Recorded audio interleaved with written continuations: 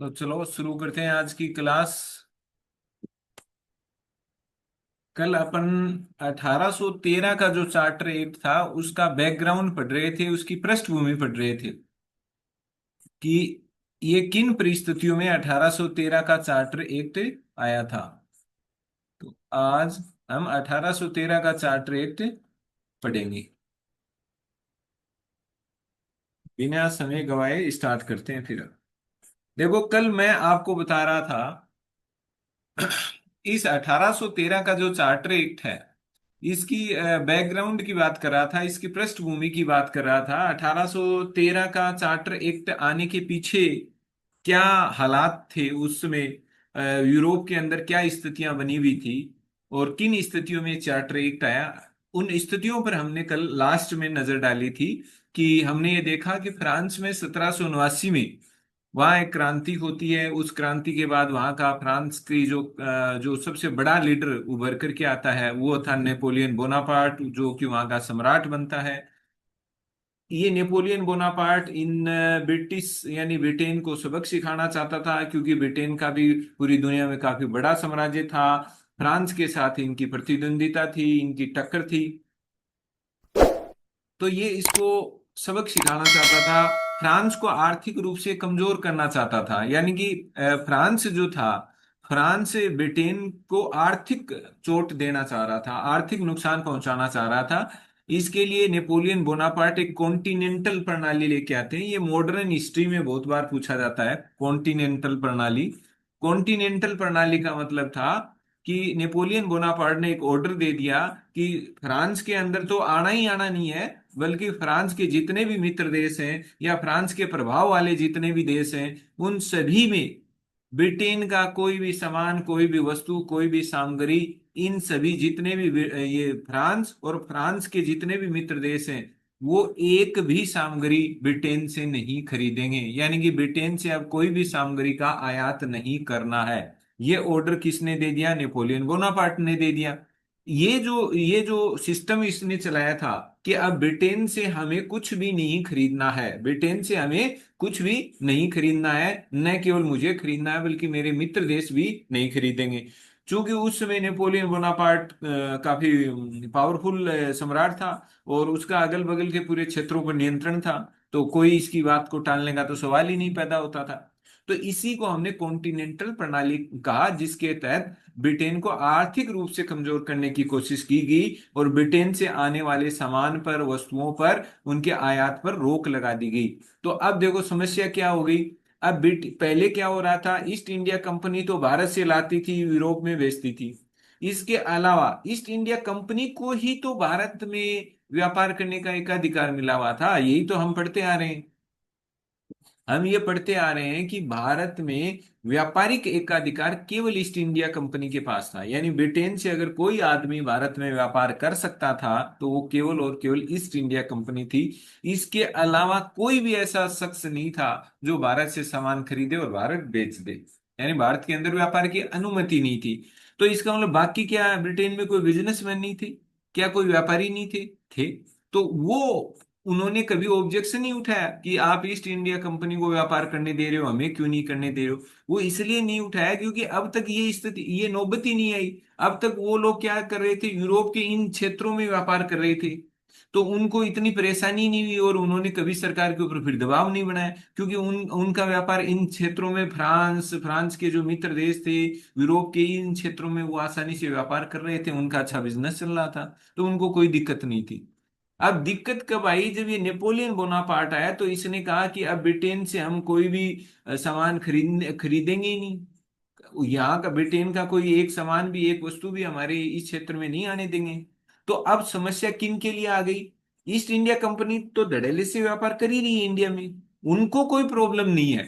Problem उन लोगों को आ गई जो पहले इन क्षेत्रों में, ब्रिटेन के अन्य व्यापारी जो इन क्षेत्रों में व्यापार किया करते थे, उनको अब प्रॉब्लम आनी शुरू हो गई। तो अब उनका व्यापार तो बंद हो गया। वो तो अब इन क्षेत्रों में कोई यहाँ पर तो कोई सामान बेच ही नहीं सकते, तो अब वो क्या करें? अब उनके समस्या आ गई। तब ये जितने भी व्यापारी थे जिनका व्यापार यूरोप में अब बंद हो गया था, इन व्यापारियों ने ब्रिटेन की सरकार पर दबाव डाला कि आप ईस्ट इंडिया कंपनी को ही आपने व्यापार का एकाधिकार दे रखा है, उस एकाधिकार को बंद करो और हमें भी अब भारत में व्यापार करने की अनुमति दो। क्योंकि हम पहले तो यूरोप के अंदर व्यापार कर लेते थे, वहां सामान को खरीदना और बेचना कर लेते थे। अब यूरोप में तो हमारी एंट्री बंद कर दी नेपोलियन बोनापार्ट ने, तो अब हम क्या करेंगे? इसलिए हमें इंडिया के अंदर जाकर के व्यापार करने की अनुमति दो। अब देखो ये सिचुएशन पैदा हो रही है, और इस सिचुएशन की वजह से दबाव बढ़ रहा है ब्रिटेन की सरकार के ऊपर। वहां के लोग, वहां के व्यापारी, बिजनेसमैन प्रेशर डाल रहे हैं। अब इन प्रेशर के परिणाम स्वरूप जब 1813 में जो चार्टर एक्ट आना ही है, क्योंकि 20 साल था, 1793 में बोला था कि 20 साल तक का चार्टर है, 20 साल के बाद में फिर से हम देखेंगे।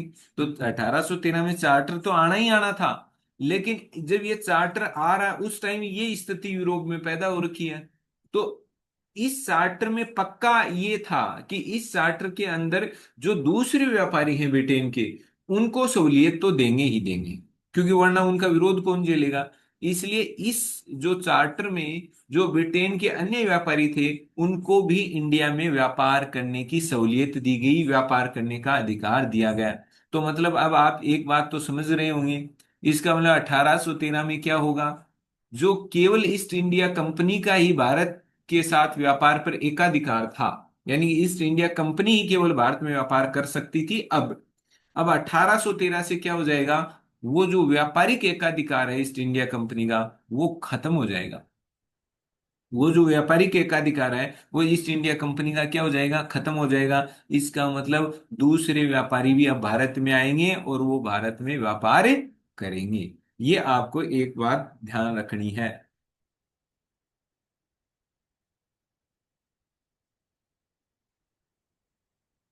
ये मैंने आपको कॉन्टिनेंटल सिस्टम समझाई दिया।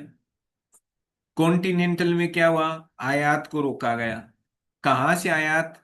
ब्रिटेन से। और ये आयात कहाँ होता था? फ्रांस और उनके मित्र देशों में होता था। इस शख्स ने बोला, अब नहीं मंगवाऊंगा, कोई सामान हमारे देश में नहीं आने दूंगा। तो बंद हो गया इनका आयात। ठीक है। फिर क्या हो रहा है? इससे क्या हुआ? व्यापारियों की हालत खराब हो गई, क्योंकि उनका सामान, उनकी वस्तुएं, सामग्री अब बिकना बंद हो गई। ठीक है। तो फिर जब इसका मतलब उनकी हालत खराब हुई, तो उन्होंने सरकार के ऊपर दबाव डाला कि हमें भी भारत के साथ व्यापार करने की छूट मिलनी चाहिए। और इन्हीं को ध्यान में रखते हुए 1813 का चार्टर एक्ट आएगा। और जब इन हालातों में चार्टर एक्ट आएगा, तो पक्का है कि कंपनी का व्यापारिक एकाधिकार तो जाएगा ही जाएगा। ये भी अब आपको, जब आपने ये कंडीशन देख ली कि यूरोप के अंदर ऐसा कुछ हो रहा है, तो अब आपके दिमाग में इतना तो आ ही गया कि अब की बार इसका व्यापारिक एकाधिकार तो साफ है। अकेले ही इसी को व्यापार करने की परमिशन अब तो वहां का क्राउन नहीं देने वाला। तो ये कानून आया, और कानून में क्या किया गया?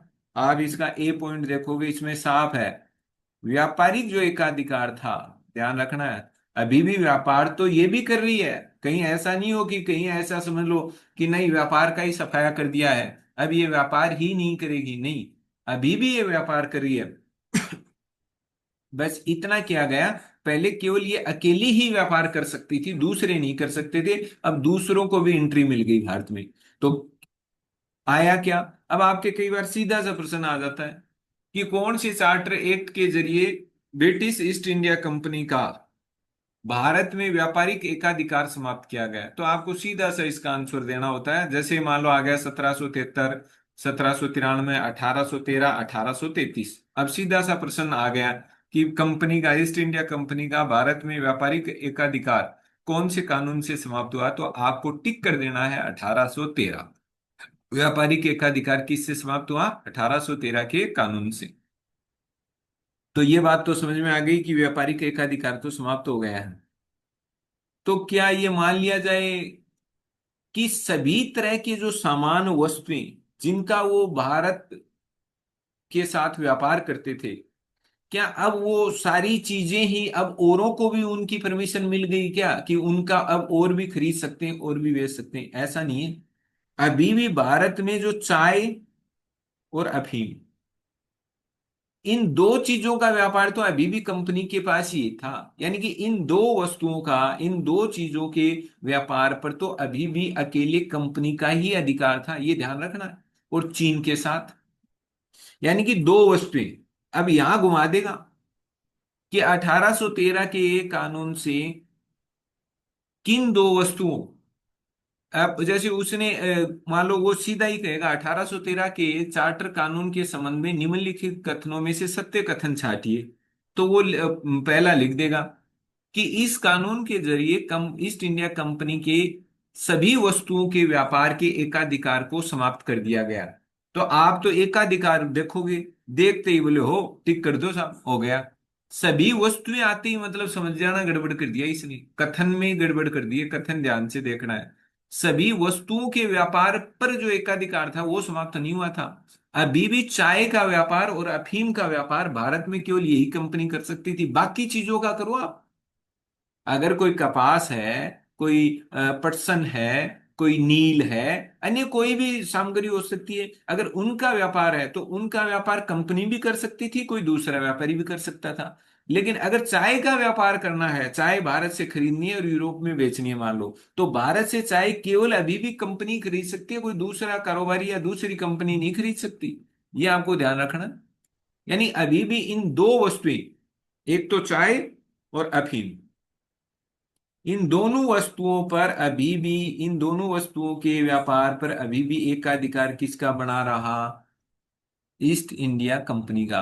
और अब आपसे पूछ लेगा क्या चीन के साथ जो व्यापार था उस पर अभी भी एकाधिकार इसी का था क्या? उत्तर है जी हाँ।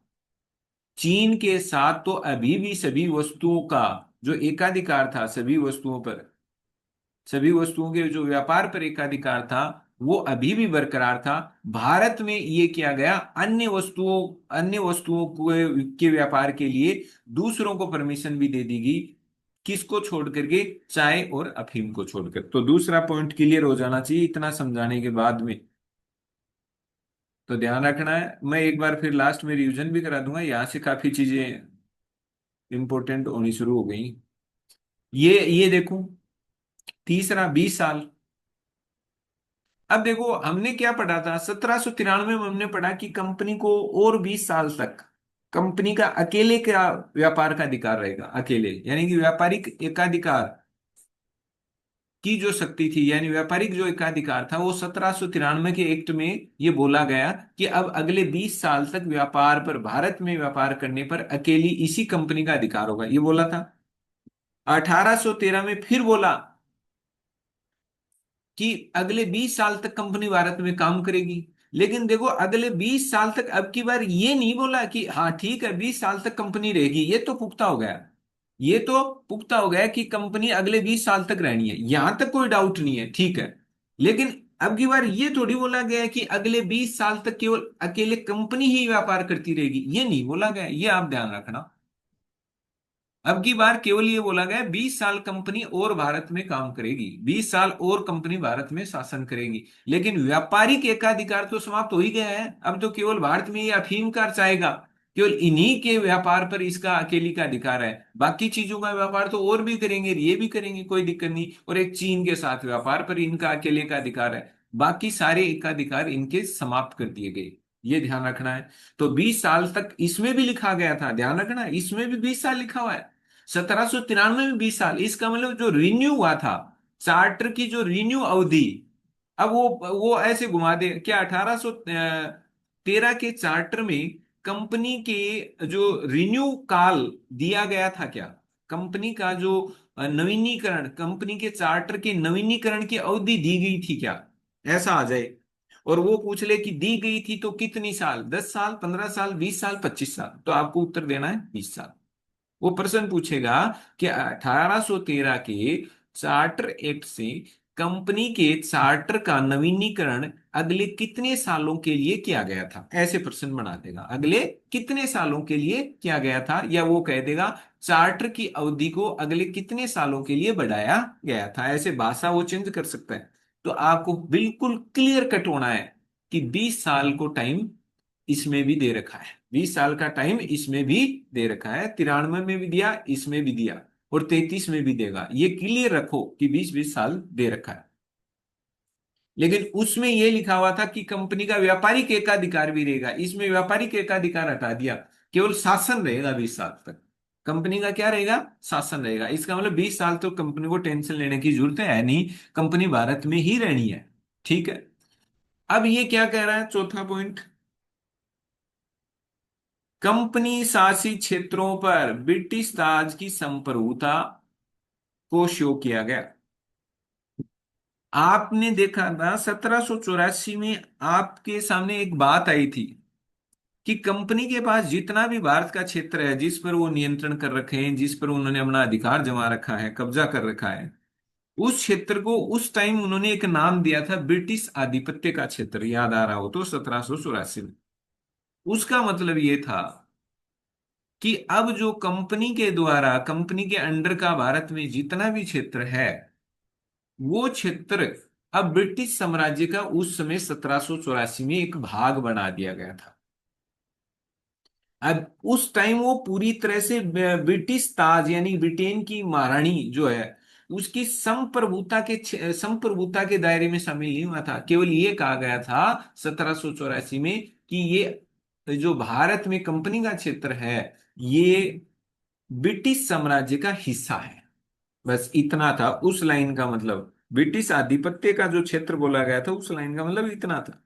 अभी भी वहां क्राउन की संप्रभुता नहीं थी, क्राउन अभी भी मालिक नहीं बना था। लेकिन यहां स्पष्ट कर दिया गया, एकदम खोल दिया गया, लिख दिया गया कि कंपनी का जो भारत में जितना भी क्षेत्र है जिस पर कंपनी काम कर रही है, जिस पर कंपनी रूल कर रही है, शासन कर रही है, अब उस जो कंपनी वाला क्षेत्र है वो अब किसका क्षेत्र हो गया, महारानी का क्षेत्र हो गया, महारानी की संप्रभुता का क्षेत्र हो गया। संप्रभुता का मतलब आप समझते हो कि अब महारानी की जो संप्रभुता है, महारानी अब जैसे ब्रिटेन की मालिक है, ब्रिटेन के द्वारा शासित अन्य क्षेत्रों की मालिक है, वैसे ही अब वो भारत में कंपनी शासित क्षेत्र की भी मालिक है।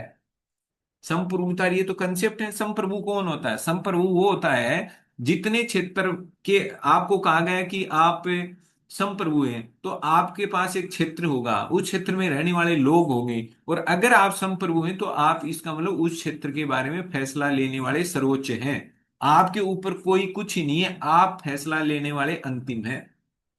आप सबको ऑर्डर देंगे, बिना किसी दबाव के आप फैसला ले लेंगे, इसका मतलब आप संप्रभु हैं। और यही क्वालिटी क्या कहलाती है, संप्रभुता। तो संप्रभुता इसका मतलब अब ब्रिटेन की महारानी इसके बारे में आराम से फैसले लेगी। फैसले तो पहले भी ले रही थी लेकिन इसमें स्पष्ट कर दिया गया कि अब जो कंपनी का भारत में जो क्षेत्र है वो अब महारानी की संप्रभुता के दायरे में आता है। तो इसका मतलब अब क्या है, अब कंपनी तो मात्र ये मान लो कि अब भारत भी जो है, भारत में जितना भी था, बाकी कुछ एरिया में तो देसी राजा थे ही, लेकिन भारत में अब जितना भी इनके अंडर का क्षेत्र था कंपनी का, अब वो सीधे सीधे किसके अंडर में आ गया, महारानी के। और इसका मतलब महारानी की संप्रभुता उस कंपनी वाले क्षेत्र तक फैल गई, तो इसका मतलब उस क्षेत्र की मालकिन अब कौन है, महारानी है। इसका मतलब ये था। तो आपको इतना ध्यान रखना है, ज्यादा गहराई में ना भी जाओ तो इतना जरूर ध्यान में रखना, 1813 में जो कंपनी शासित क्षेत्र थे उन पर ब्रिटिश महारानी बोल दो या ब्रिटिश ताज बोल दो, उनकी संप्रभुता को प्रकट किया गया कि अब इस क्षेत्र की संप्रभु कौन है, ब्रिटेन की महारानी है। एक और लाइन देख लो साहब, ई वाला। अब इसमें यह भी कहा गया कि ईसाई धर्म के जो धर्मगुरु हैं, जो ईसाई धर्म के जो धर्म प्रचारक हैं, जिनको आप ईसाई मिशनरीज बोलो, धर्म प्रचारक बोलो, धर्मगुरु बोलो, वो क्या कर सकते हैं, वो इंडिया में जाएंगे और इंडिया के लोगों को धर्म सुधार की शिक्षाएं देंगे। बोलो कमाल की बात हो रही है।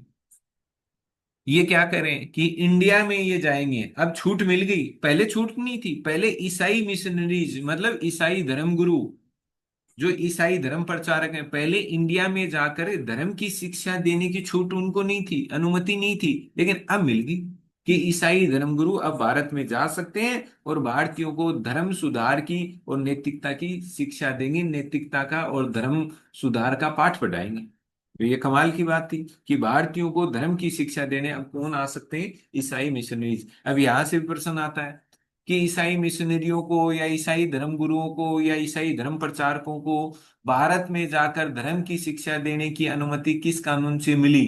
तो आपको ध्यान रखना है 1813 के कानून से मिली थी ईसाई धर्म गुरुओं को भारत में आने की अनुमति। इससे पहले अनुमति नहीं थी कि वो भारत में जाके धर्म की शिक्षा नहीं दे सकते थे, लेकिन अब वो आ सकते थे और धर्म के बारे में बताएंगे। तो इसका मतलब क्या क्या चाह रहे हैं? ये चाह रहे हैं कि भारत में जाएं ताकि ईसाई धर्म फले फूले। ये जाएंगे, ईसाई धर्म की शिक्षाएं देंगे, ईसाई धर्म की खूबियां बताएंगे, विशेषताएं बताएंगे, ताकि लोग हैं वो ईसाई धर्म की ओर आकर्षित हो और ईसाई धर्म ज्यादा से ज्यादा अपनाए। तो इनका यही था, इनका तो यही मानना था कि भारतीयों में तो नैतिकता ही नहीं, तभी तो ये कह रहे हैं कि हमारे जो धर्म गुरु जाएंगे, धर्म प्रचारक जाएंगे, वो भारतीयों को नैतिकता सिखाएंगे। बताओ, अच्छाई सिखाएंगे, ईमानदारी सिखाएंगे, परोपकार, भलाई, कल्याण, ये सब नैतिकता सिखाएंगे, नैतिक गुण सिखाएंगे। तो ये कमाल हो रहा था उस टाइम कि भारतीयों को नैतिकता का और धर्म का पाठ, कि धर्म क्या है, अच्छे धर्म की क्या विशेषताएं, ये सारी चीजें कौन सिखाएंगे? ये लोग सिखाएंगे। तो चलो भाई, ये सिखाएंगे तो सिखाएंगे। अब देखो, एफ जो पॉइंट है वो क्या कह रहा है? कंपनी लाभांश का 10.5% फिक्स कर दिया गया। आपने देखा था, कल हमने बात की थी 1793 में, हमने क्या कहा था कि कंपनी के पास क्या पावर था, कि कंपनी अधिकतम कितना कर सकती थी? 10%। कंपनी को पावर क्या था कि वो अपने लाभांश को अधिकतम कितना बढ़ा सकती थी? 10। ये ऐसा हमने पढ़ा था। और 5 लाख पाउंड की राशि हर साल उनको ब्रिटेन की सरकार को देनी पड़ेगी, ऐसा भी हमने पढ़ा था। ठीक है। अब क्या कर दिया, फिक्स कर दिया गया कंपनी का लाभांश, यानी जो भी पैसा कंपनी कमाएगी, जो भी लाभ कमाएगी, तो उस लाभ में से कंपनी का हिस्सा कितना होगा? 10.5% हर साल। प्रतिवर्ष कितना होगा?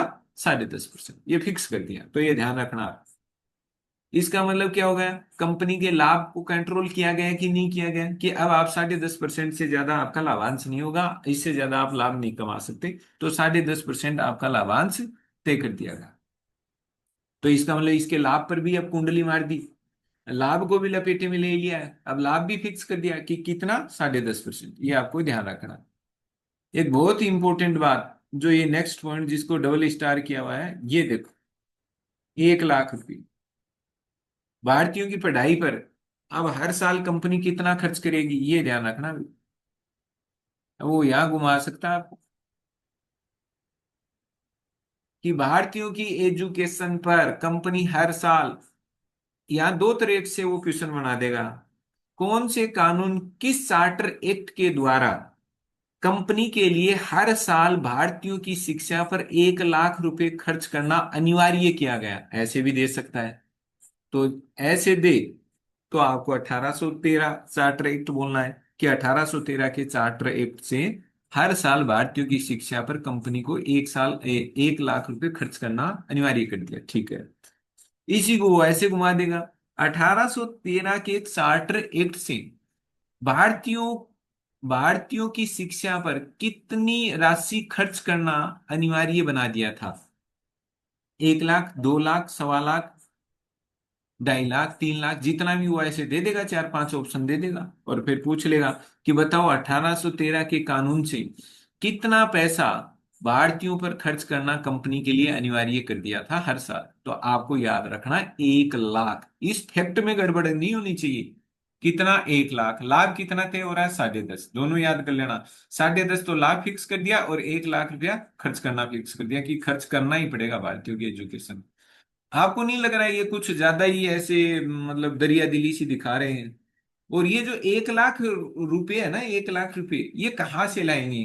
क्या ब्रिटेन ब्रिटेन का जो खजाना है, यानी ब्रिटेन के लोग जो टैक्स देते हैं ब्रिटेन की सरकार को, उसमें से 1 लाख रुपया खर्च करना है, या भारत से जो पैसा कंपनी इकट्ठा कर रही है उसमें से?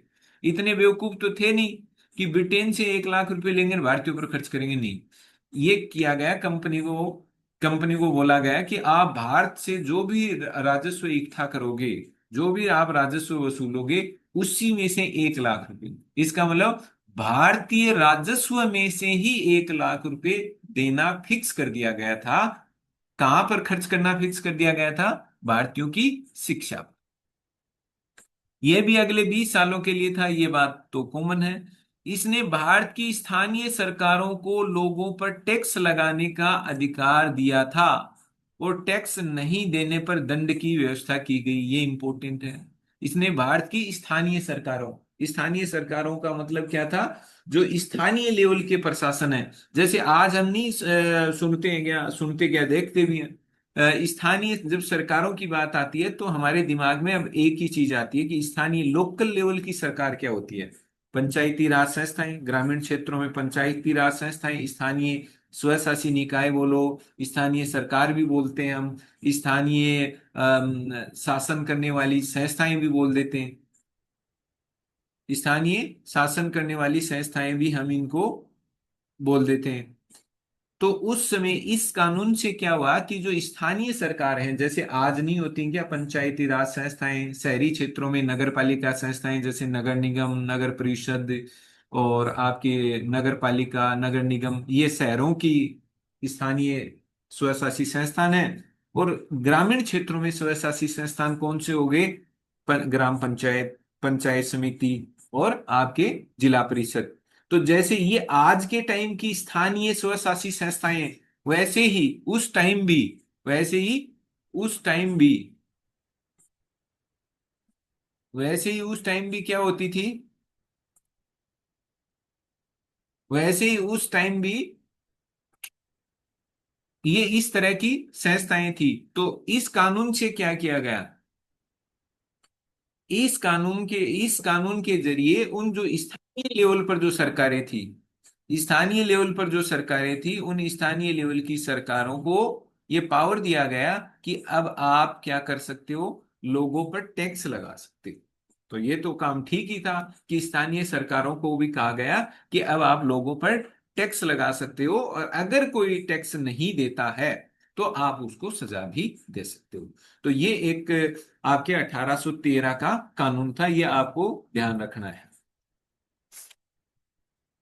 ये 1813 में इतनी बातें हैं। तो मुझे लगता है चीजें स्पष्ट हो गई होंगी। एक बार मैं फटाक से बोल लेता हूं ताकि आप एक बार ध्यान से सुन लेना कि क्या क्या हुआ था इसमें। तो पहली बात, 1813 के कानून के जरिए कंपनी का भारत में व्यापारिक एकाधिकार समाप्त किया गया।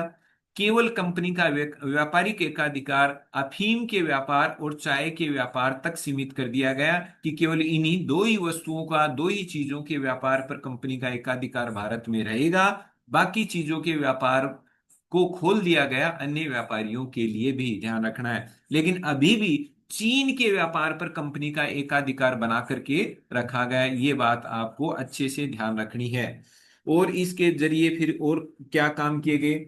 और इसके जरिए जो इंपॉर्टेंट बात हुई वो एक ये भी हुई कि कंपनी का जो लाभ था उसको फिक्स कर दिया गया कि 10.5% आपका लाभांश रहेगा। आपका लाभांश कितना रहेगा? 10.5% रहना है। एक सबसे इंपॉर्टेंट जो बात है इस कानून की वो ये है कि 1 लाख रुपए अब हर साल कंपनी को भारतीयों की शिक्षा पर खर्च करना पड़ेगा। भारतीयों की पढ़ाई लिखाई पर उनको 1 लाख रुपए खर्च करना पड़ेगा। एक और इम्पोर्टेंट बात ये थी कि अब ईसाई जो धर्म प्रचारक हैं उनको भारत में अब आने की अनुमति मिल गई, कि वो भारत में आ सकते हैं और ईसाई धर्म का प्रचार प्रसार कर सकते हैं। अब उन्हें छूट है। तो वो आएंगे और भारत में लोगों को नैतिकता की और धर्म की शिक्षा वो देंगे। एक ये कर दिया गया है। और इसमें भी 20 सालों का उल्लेख था, ये ध्यान रखना है। इसमें भी कितनी सालों का उल्लेख था? 20 सालों का उल्लेख था कि 20 साल, अगले अगले 20 साल तक कंपनी भारत में रहेगी और काम करेगी। दूसरा एक ये क्या क्या किया गया था, जो कंपनी के अधीन का क्षेत्र है उसको अब ब्रिटिश क्राउन की संप्रभुता के अंतर्गत ला दिया गया, कि अब भारत में जो कंपनी का क्षेत्र है अब उसकी मालकिन कौन होगी? ब्रिटेन की महारानी उसकी मालकिन होगी। संप्रभुता का मतलब कौन होगा, क्या हो गया? सिंपल बता रहा हूं। संप्रभुता मतलब यही नहीं होता कि मालिक। संप्रभुता का मतलब कि आप न तो किसी आंतरिक शक्ति के दबाव में काम करेंगे, न बाहरी शक्ति के दबाव में काम करेंगे। आप अपने फैसले स्वयं लेंगे बिना किसी दबाव के। तो ये जो विशेषता है ये संप्रभुता का गुण होता है, और जिसके पास ये संप्रभुता होती है उसे हम संप्रभु कहते हैं। तो ब्रिटिश संप्रभुता यानी कि अब भारत में जो कंपनी का जो क्षेत्र था वहां तक अब ब्रिटेन की महारानी की शक्तियां काम करेंगी, वहां तक वो कानून बनाएगी, सब कुछ करेगी। वो अब कानूनी रूप से इसको अमली जामा बना दिया गया कि वो ब्रिटिश क्राउन की संप्रभुता के दायरे में आएगा। और स्थानीय सरकारों को ये पावर दिया गया कि वो लोगों पर क्या लगा सकते हैं? टैक्स लगा सकते हैं। और अगर कोई टैक्स देने से मना करता है तो वो ये लोग उनको सजा भी दे सकते हैं। ये आपको ध्यान रखना है। अब ये 1813 का तो हो गया पूरा, अपन चलेंगे आगे। 1833। 1833। 1833 में तो ये मान लो ये चेंज ही हो जाएगी कंपनी। 1833 में तो कंपनी चेंज होगी। कंपनी जो अब तक व्यापार भी कर रही थी, शासन भी कर रही थी, अब कंपनी के ताला लगा देंगे। ताला किस बात के लिए लगा देंगे कि अब आगे से कंपनी व्यापार नहीं करेगी। अब कंपनी, पहले तक कंपनी देखो, मूल रूप से कंपनी क्या थी? कंपनी व्यापार करने के लिए ही तो भारत में आई थी। फिर उसने क्या किया, इसको पूरी कहानी को समझो, पूरे क्रम को समझो। कंपनी किस लिए आई? व्यापार करने। फिर उसने यहाँ देखा, यहाँ तो गड़बड़ है साहब, यहाँ तो फूट है, यहाँ राजाओं की आपस में बनती नहीं, क्यों ना हम राज भी कर लें। तो फूट देखी तो व्यापार के साथ साथ राज करना शुरू कर दिया गया। फिर धीरे धीरे क्या हुआ, जब फिर धीरे धीरे इसके ऊपर ब्रिटेन की सरकार ने देखा यार कंपनी में तो गड़बड़ हो रहा है, तो उसने कंट्रोल करना शुरू किया। और इसकी जो भी इसका जो शासन था, प्रशासन था, उसको सुधारने की कोशिश की गई। इसके कंपनी का जो शासन था, प्रशासन था, उसको सुधारने की कोशिश की गई। जिसके लिए फिर हमने देखा 1784 में एक्ट आया, 86 में आया, 93 में आया, 1813 में आया, जिससे कंपनी के अंदर सुधार हुए, कार्यों पर कंट्रोल किया गया, ये नए नए ढांचा स्थापित किया गया, नए नए पावर्स बढ़ाए गए, ये कुछ हुआ, ठीक है। 33 में क्या हुआ? अब तक, अभी तक कंपनी काम कर रही है किसका? व्यापार, यानी चीजों को खरीदने का, बेचने का, जहाज खरीदना, जहाज लाना, कितनी रेट पर लाना, कितना अनुबंध करना, ये सारा काम अभी भी कंपनी कर रही थी। अब महारानी ने, महारानी नहीं, अब ये कहेंगे कि ब्रिटेन की संसद ने कह दिया कानून बना के कि अब आगे से आप व्यापार नहीं करोगे। आगे से अब आप क्या नहीं करोगे? व्यापार नहीं करोगे। आप तो यहाँ के मालिक हैं। यानी इनको क्या कहा गया, अब आप व्यापारी नहीं है। यानी ईस्ट इंडिया कंपनी है ना, ये मान लो अब व्यापारी, व्यापार करने वाली कंपनी नहीं है, यहाँ का प्रशासन चलाने वाली, शासन चलाने वाली कंपनी है, सरकार है एक तरह से। अब ये कंपनी क्या है? कंपनी अब व्यापार नहीं करेगी, क्योंकि अब ये कंपनी पूरी मालिक ही बना दी इसको। व्यापार करने की कहाँ जरूरत है? आपके, आपका तो ये पूरा एरिया ही आपका है। तो अब क्या कह दिया गया कि कंपनी अब इस कंपनी की क्या, कौन सी भूमिका, व्यापारिक भूमिका समाप्त कर दी है, कि अब कंपनी व्यापार नहीं करेगी, अब कंपनी राज करेगी। केवल प्रशासनिक निकाय, केवल प्रशासनिक का मतलब क्या हुआ कि अब ईस्ट इंडिया कंपनी केवल और केवल भारत का शासन और प्रशासन, शासन और प्रशासन आप समझते होंगे, ये शब्द बहुत बार आएंगे। शासन प्रशासन का मतलब है यहाँ इनके इन क्षेत्रों, ये जो जितना भी एरिया है जिस पर कंपनी का रूल है, उस क्षेत्र की तमाम जितनी भी व्यवस्थाएं हैं, वित्त है, न्याय है, मतलब जो भी आप, न्यायिक सिस्टम हो गया, कानून व्यवस्था होगी, सैन्य सिस्टम हो गया, वित्त व्यवस्था होगी, जितनी भी, जैसे आजकल हम नहीं बात करते हैं कि यहाँ सड़क, बिजली, पानी, चिकित्सा, शिक्षा, तो वैसे उस टाइम भी शिक्षा, चिकित्सा, न्याय, कानून व्यवस्था, सैन्य व्यवस्था, ये जितनी भी व्यवस्थाएं सुचारू रूप से चलती रहे, इनमें कोई रुकावट नहीं आए, ये जो काम करने वाले होते हैं, इनको चलाने वाले लोग होते हैं, उनको बोलते हैं प्रशासनिक अधिकारी। जैसे कलेक्टर जिले का सबसे बड़ा प्रशासनिक अधिकारी होता है। उसकी जिम्मेदारी क्या है? जिले के अंदर जितनी भी व्यवस्थाएं हैं, चाहे वो सड़क की हो, बिजली की हो, पानी की हो, शहर की साफ सफाई की हो, शहर को मतलब अच्छा रखने की हो, उसके अंदर जो पानी की निकासी की हो, या आप कहोगे शिक्षा की हो, या फिर आप कहोगे चिकित्सा की हो, ये सारी जो व्यवस्थाएं, ये अच्छे से रन कराना, इनको चलाना, इनके अधिकारियों को दिशा निर्देश देना, काम नहीं करें तो इनके खिलाफ कार्रवाई करना, ये किसका काम होता है? कलेक्टर का। कलेक्टर का काम ही इन लोगों से काम कराना है, यही तो प्रशासन होता है। प्रशासन का मतलब है कि आप औरों के जो काम है उन पर आप निगाह रखोगे, उनसे काम करवाओगे आप लोग। तो अब ये क्या बन गई थी? ये प्रशासनिक संस्था बन गई थी। अब इनका काम था इस देश के अंदर जितनी भी व्यवस्थाएं, सड़क, बिजली, पानी, कानून, न्याय, व्यय, जितना भी कुछ है, वित्त है, जो भी है, वित्त की व्यवस्था है, टैक्स कौन वसूल करेगा, कौन अधिकारी किसके अंडर में काम करेगा, क्या सिस्टम रहेगा, क्या नौकरशाही रहेगी, ये सारी व्यवस्थाएं अब किसको संभालनी थी? ईस्ट इंडिया कंपनी, ये कह दिया गया अब आप व्यापार की टेंशन मत लो, आपका काम ही नहीं है व्यापार। तो ध्यान रखना, मैं चौथे पॉइंट पर ज्यादा फोकस कर रहा हूं, ये पर। तो ये ध्यान रखना है। ये आ जाएगा आपके 1833 के कौन से चार्टर एक्ट से कंपनी की व्यापारिक भूमिका को समाप्त कर केवल इसे प्रशासनिक निकाय बना दिया गया था।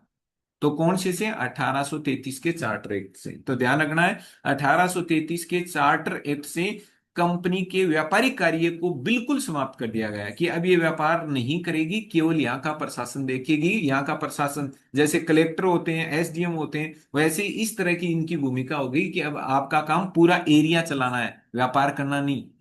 तो इनकी व्यापारिक भूमिका समाप्त हो गई और केवल प्रशासनिक निकाय, केवल लिखा हुआ ध्यान रखना, केवल प्रशासनिक। तो ये अब कौन सी संस्था बन गई है, केवल प्रशासनिक निकाय।